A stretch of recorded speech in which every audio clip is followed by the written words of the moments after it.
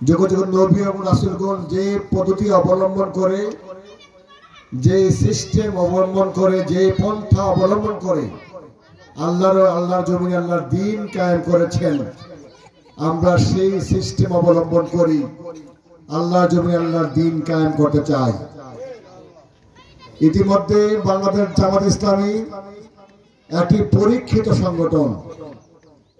আমরা আল্লাহ দেশের দায়িত্বগুলো পালন করতে গিয়ে, আমরা এই দেশের ইসলাম কায়েম করতে গিয়ে, এদেশের জনগণের অধিকার রক্ষা করতে গিয়ে আমরা জীবন দিয়েছি, আমরা রক্ত দিয়েছি, আমরা ফাঁসির মঞ্চ জয় করেছি, তারপর বাতিলের কাছে মাথা নত করিনি।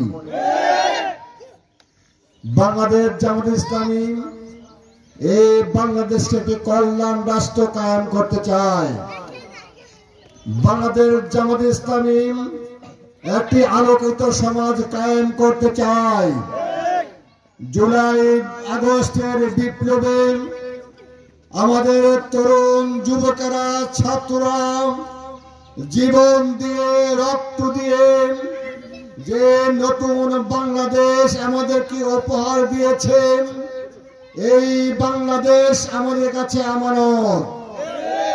এই বাংলাদেশকে গড়তে হবে, এই বাংলাদেশকে সংস্কার করতে হবে, এই বাংলাদেশ থেকে বৈষম্য দূর করতে হবে, এই বাংলাদেশ থেকে চাঁদাবাজি, টেন্ডারবাজি, দখল বাণিজ্য দূর করতে হবে।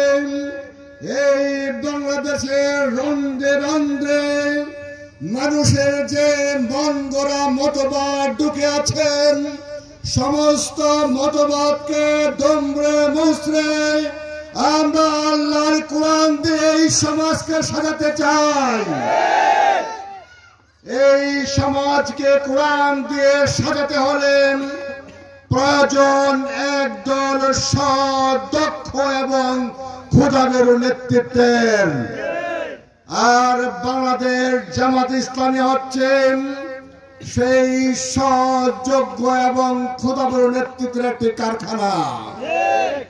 দীর্ঘ 53 বছরে আমরা ধৈর্য ধারণ করে, জীবন দিয়ে, রক্ত দিয়ে আমরা এই ধরনের কিছু আলোকিত মানুষ তৈরি করতে সক্ষম হয়েছে। আজকে গোটা বাংলাদেশের মানুষের বিবেক খুলে গিয়েছে।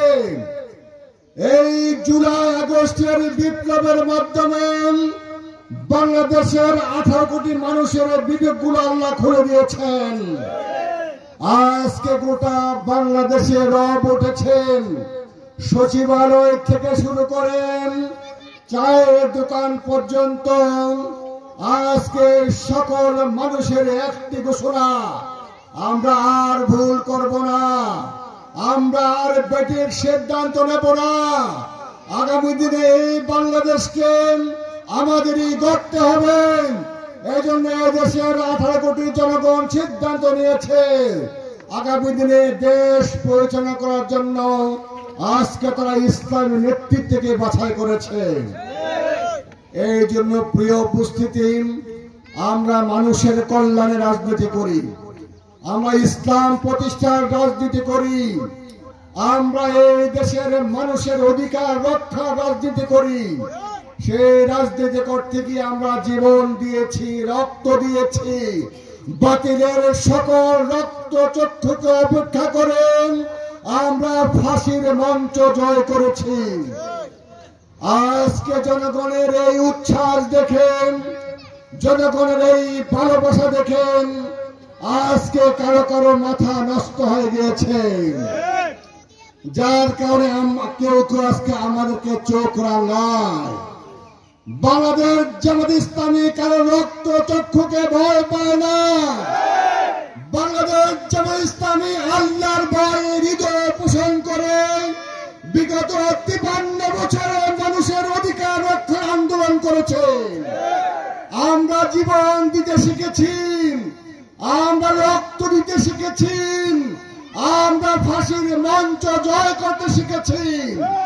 তাই আগামী দিনে একটি কল্যাণকর রাষ্ট্র বিনির্মাণে, একটি আলোকিত সমাজ বিনির্মাণে প্রয়োজনে আমরা জীবন দিব, আবারও রক্ত দেব, আবারও ফাঁসির মঞ্চ জয় করব। তারপরে বাংলাদেশকে কোন চামচাবাজি হাতে তুলে দেব না, টেন্ডারবাজি হাতে তুলে দেব না। আজকে যেই দলের কর্মসূচিতে চাঁদাবাজি, টেন্ডারবাজি, দখল বাণিজ্য থাকে, সেই রাজনীতি করার চেয়ে ভিক্ষা করা অনেক উত্তম। সেই জন্য আজকে আমরা বলতে চাই, এই বাংলাদেশকে আমরা সাজাতে চাই, এই বাংলাদেশের 18 কোটি মানুষের আশা আকাঙ্ক্ষাকে আমরা বাস্তবে রূপদান করতে চাই। তাই বাংলাদেশ জামাতে ইসলামী মানুষের সেই হৃদয়ের ভাষা বুঝেন ইতিমধ্যে গোটা বাংলাদেশের 300 আসনেই প্রার্থী ঘোষণা করছে।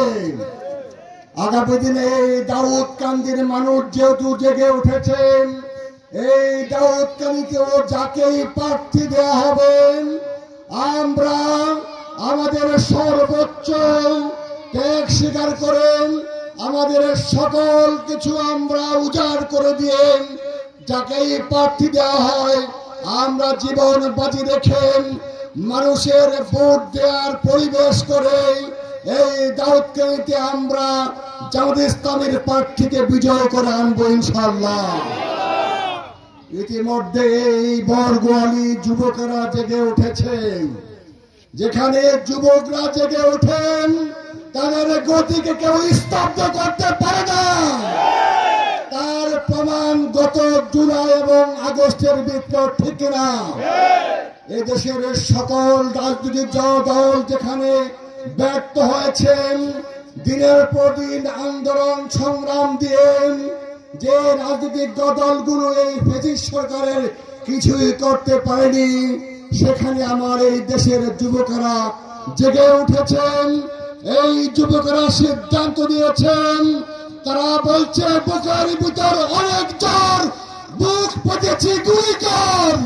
এই স্লোগান দিয়ে বুকে গুলি দিয়ে তারা এই দেশকে স্বাধীন করেছে। আজকে এই বরগোয়ালির যুবকেরা জেগে উঠেছে। এই বরগোয়ালির যুবকেরা চায় এই 9 নম্বর ওয়ার্ড হবে জামাত ইসলামের ওয়ার্ড। এই 9 নম্বর ওয়ার্ড হবে ইসলামের ওয়ার্ড। এই 9 নম্বর ওয়ার্ড হবে একটি সুশৃঙ্খল এবং আলোকিত ওয়ার্ড।